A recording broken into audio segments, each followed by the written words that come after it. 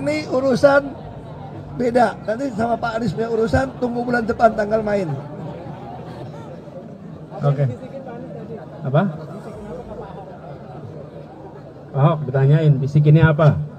Saya bilang bisikannya. Bulan depan, bisik. tanggal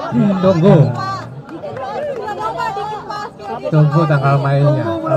Tunggu. Nah, nanti dong. Kalau udah kan udah dibilang tunggu, lo tunggu harus tunggu dong kita. Ada kejutan di tahun depan Pak Anies. Ya. Pasti ada kejutan. 6 jam lagi, 7 jam lagi.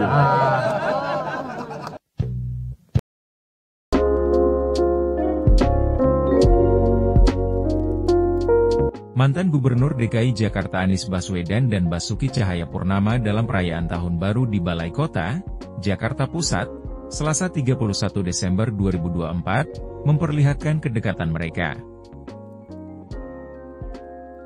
Kemesraan Ahok dan Anies adalah situasi yang menggembirakan setelah ketegangan yang terjadi di antara dua kubu berlangsung panjang usai Pilkada DKI tahun 2017.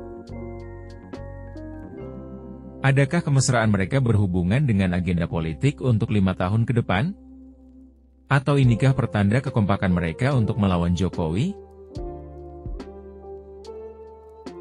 Momen keharmonisan Anies dan Ahok yang duduk bersebelahan, berbincang santai, hingga bercanda bersama di Balai Kota menyita perhatian publik.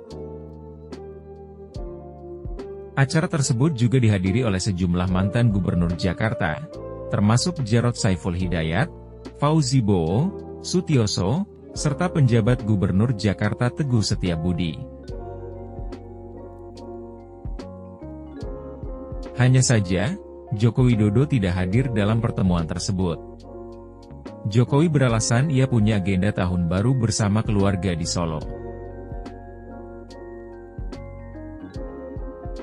Adapun momen kebersamaan Ahok dan Anies semakin terlihat saat keduanya berfoto bersama Pramono dan Rano, serta Teguh Setiabudi.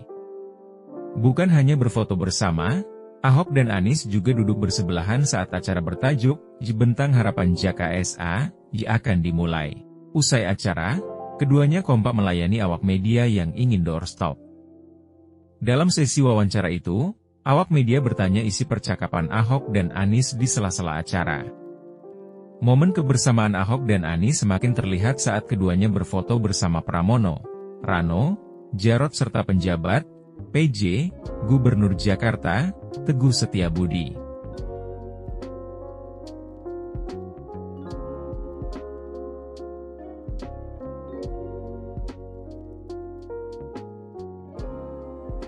Direktur Eksekutif Parameter Politik Indonesia Adi Praitno menilai, ada indikasi dari kedekatan itu bahwa keduanya mungkin akan bekerja sama di masa mendatang.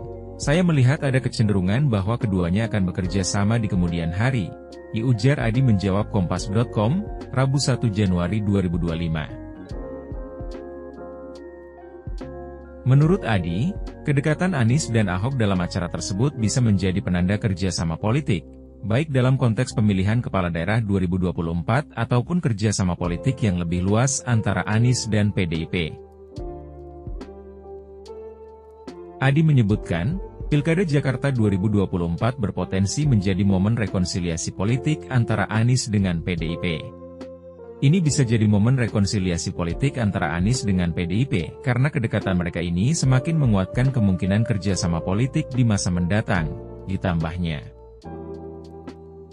Lebih lanjut, Adi melihat bahwa kerjasama antara Ahok, Anies, dan PDIP tidak hanya terbatas pada konteks Jakarta, tetapi bisa meluas ke pemilu 2029. Ini semacam indikasi kerja sama politik yang mungkin terjadi, baik untuk jangka pendek maupun jangka panjang, ujar Adi. Saat ini Anies, Ahok, dan PDIP tampaknya memiliki nasib politik yang serupa, yaitu berada di luar kekuasaan dan sama-sama kalah dalam pemilu. Ini bisa menjadi dasar untuk menjalin kerjasama politik, baik untuk Jakarta maupun untuk masa depan pemilu, kata Adi. Menurut Adi, bukan tidak mungkin, Anies, PDIP, dan Ahok bisa bekerja sama. Baik untuk konteks Jakarta maupun dalam konteks politik jangka panjang. Di sisi lain, Adi juga menilai kemesraan Anies dan Ahok bisa dijadikan sebagai simbol penting untuk memaknai politik secara sehat. Kemesraan Ahok dan Anies ini menjadi penanda bahwa kita harus memaknai politik itu biasa-biasa saja.